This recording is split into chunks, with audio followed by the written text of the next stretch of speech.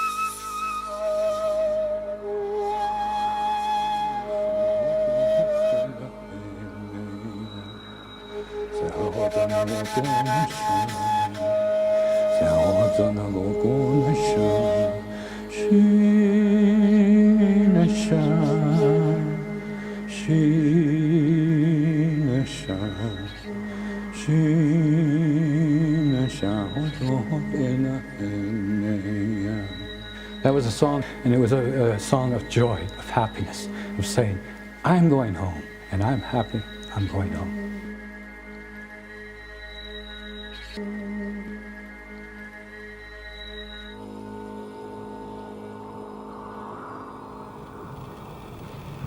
It's a painful story that needs to be told.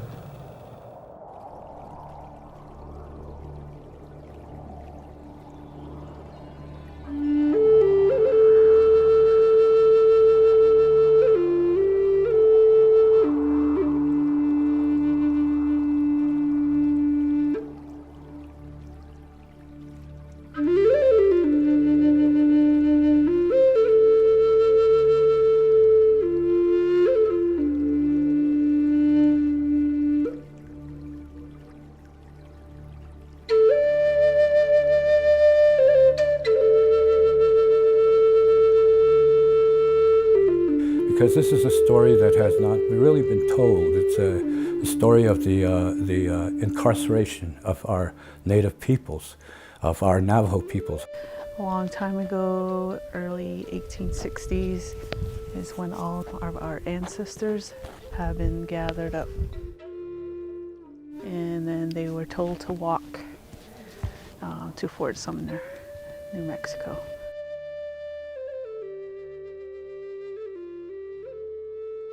People have come to her home and they've been captured again. So, and she thought like, okay, I'm not gonna fight. So she just went along. The soldiers were ordered to kill all men and take the women and children. The death march was 400 miles. They had no food, no water to take with them. The ones who were caught were basically in New Mexico and the eastern part of Arizona. And they were taken, it was about 8,000 taken down to Fort Sumner, which is in New Mexico, and Navajo we call it Huelde, the place of suffering. The soldiers were in horses and wagons, but the Navajo people, the moccasins were worn out, nothing to wear. Their feet were blistered and sore. These people were not nice, she says. They were thrown people, even elderly people. She saw her mom and her grandma got crushed. They were just throwing all the people in the wagon. And even little kids, they were just being crushed. And she just walked, and she knew she lost all her family. And she just kept on walking and walked all the way. And along the way, there was many stories of people who were just shot because they were ill. Babies would cry, they'd shoot them. People that are trying to run off, they just have to be shot down. The soldiers kept on pushing them and pushing them and pushing them, and they wanted to rest, but they couldn't rest. The only time they could rest was when the soldiers wanted to rest.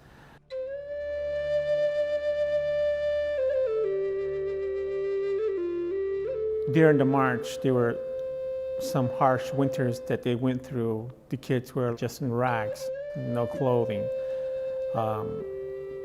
no food to eat.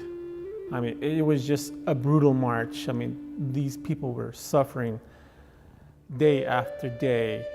There was just a pile and pile of Dene people. They just put them in the wash and just put covers with dirt over them. Kids who couldn't keep up with the group were just left there and were just usually mercifully shot and killed. Otherwise, they were just left there to be part of the carnivores' dinners, you know. So.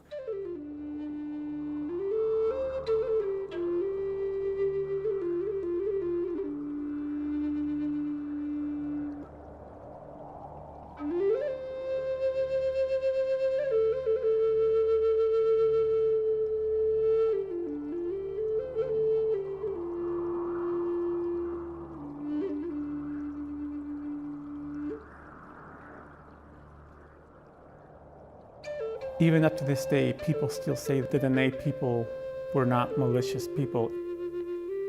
When the youth gets hold of the Navajo, either they rape the woman or either they rape little kids and stuff like that. Those were the ones that do the capturing for the soldiers. They help the soldier capture the Navajo after they do everything, all their business, and then they give it to the soldiers. Kit Carson was a traitor. He betrayed the Navajo people. Kit Carson was a bad person. The way they've been treated, yeah, they gave up. They put their white flag on, went to Fort Defiance, but still, it didn't matter. They had to walk. There was a burnout campaign by Kit Carson in which he tried to get as many Navajos as he could. He got about 7,000 or 8,000 Navajos. He wanted to flush out the Navajos by contaminating their water, killing their livestock, burning their crops. Because they have fields of corn, they have fields of squash, they have orchards, they have flocks of sheep, they have cows, they have horses. These people are very well set. Kit Carson went after all this, and he burned out the hogans, he burned out the crops, he chopped down the orchards and burned them, you know, and this was the scorched earth policy he used. The federal government was after gold, minerals, uranium. I mean, the Navajo land was rich.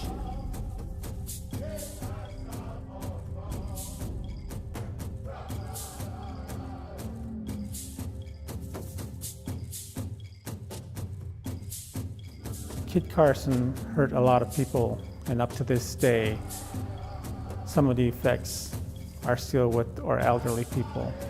At one time, Kit Carson, Christopher Carson, lived among the Navajo, and he learned how the Navajo live and how they were, where their homes were, where their food stores were. We can outrun soldiers if they're riding their horse, and we were like jackrabbits. And we just go where people can't see you. And that's how fast the Navajo used to be. Oh, here in this valley, yes, there's some people that weren't caught. They were hiding on top of these mesas. That's the survival mesa. That's where people were hiding on top, and the soldier never found them. So what happens like when a woman is pregnant? When our Dene people are pregnant? When a woman is about close to due time, that's when they wove, it's like a belt, maybe about that wide.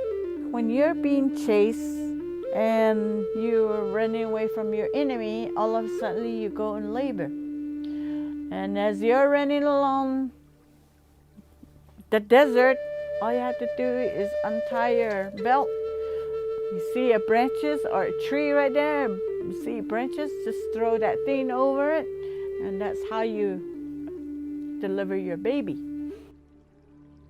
My grandfather, he was born in 1865, either on the way to Fort Sumner or down there. And he was one of the lucky children, lucky babies that survived that incident. There was, I think, something like 15 to 20% survival rate among children that were born there or on the way there. And he was one who survived. He was born 1865. He passed away in 1962.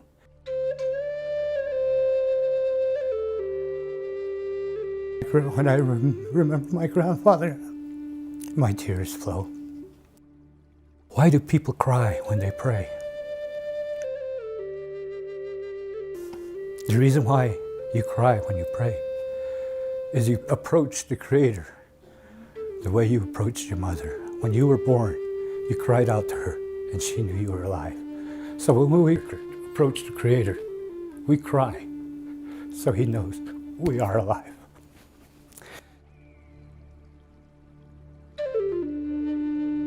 In 1864, there were 25,000 Navajos. In 1868, within that 4-year span, there were only 2,000 remaining.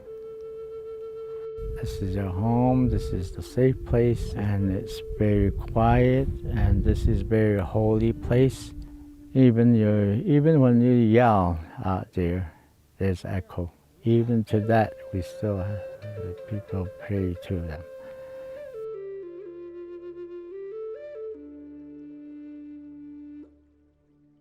My mom had taught me, you are not supposed to hate people. That is not you. You have to have a heart for it. Even though somebody is your enemy, even though they don't like you, you always have to have a heart for them. I think we were taught that too much.